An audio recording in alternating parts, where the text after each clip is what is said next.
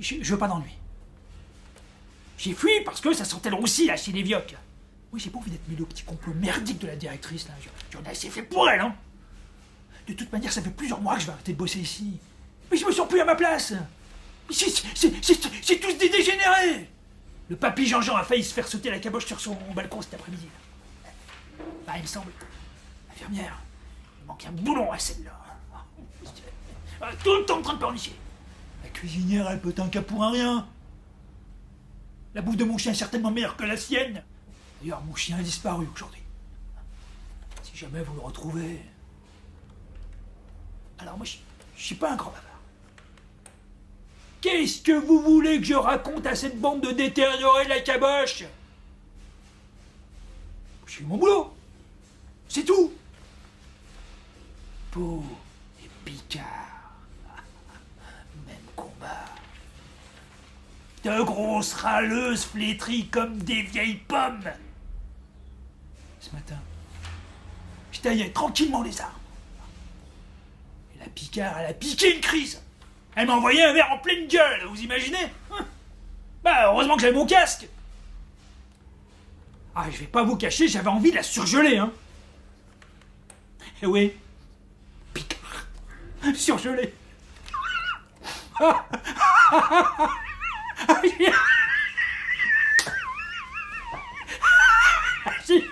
C'est trop bon dans ce genre de blague.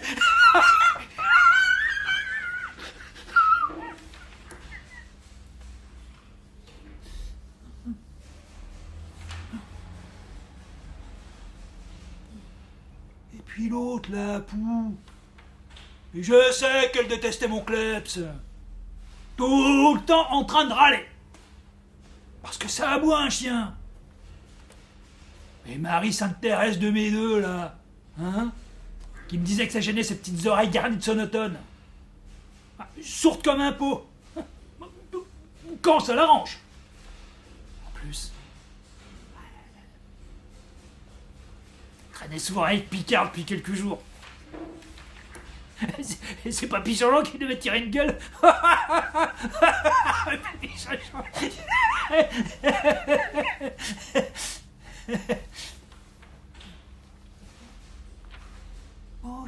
Ok. On va jouer franc jeu. De toute manière, vous avez sûrement vu mon casier. Bah ouais, mais j'ai pas une adolescence facile. Ouais, j'ai commis quelques délits. Quelques vols, quelques vols. J'ai tapé quelques gonzesses qui me méritaient. Et j'ai fait un peu de tôle. Et ça m'a servi de leçon. Mais moins je vois de gens, et mieux je me porte. Mais pour porter plainte. Mais contre la Picard. Mais elle a failli me tuer en me jetant un verre en pleine tronche. Vous savez quoi, hein? J'ai été reçu par un de vos collègues. Encore un vieux ringard proche de la retraite. Il m'a remballé. Il m'a dit qu'il avait des choses plus importantes à faire qu'une pauvre vieille qui insulte un gardien qui a peut-être plus forcément toute sa tête. Et vous savez quoi? Le gendarme a refusé de prendre ma plainte. Je vais vous dire. Moi, je sais qui a tué les deux vieilles biques. C'est la directrice. Elle m'a acheté, là, comme elle le fait souvent.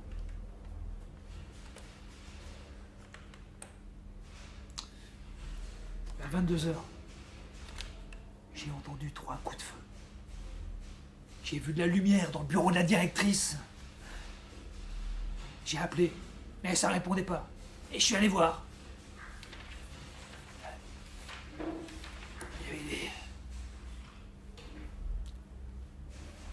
Il y avait les 2 zombies là par terre au 3e étage.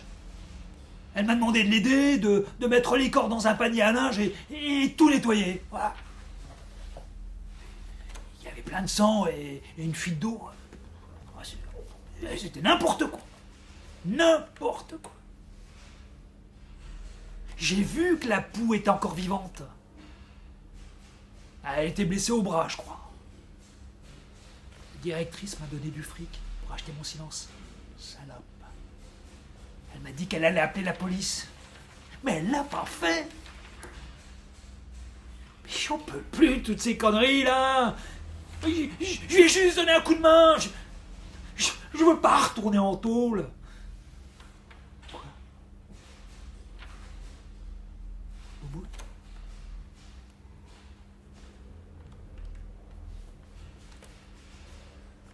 Bouboule?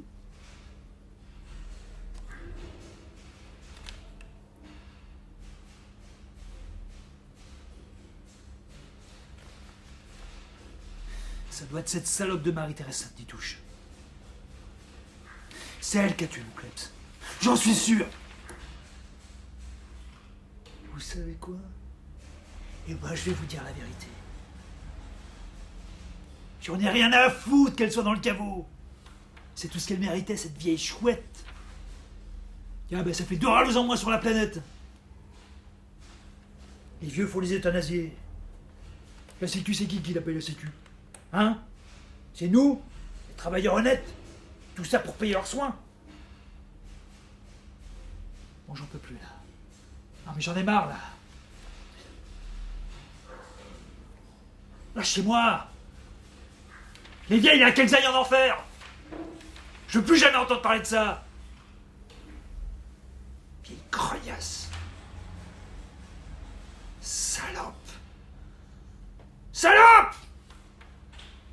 Salope.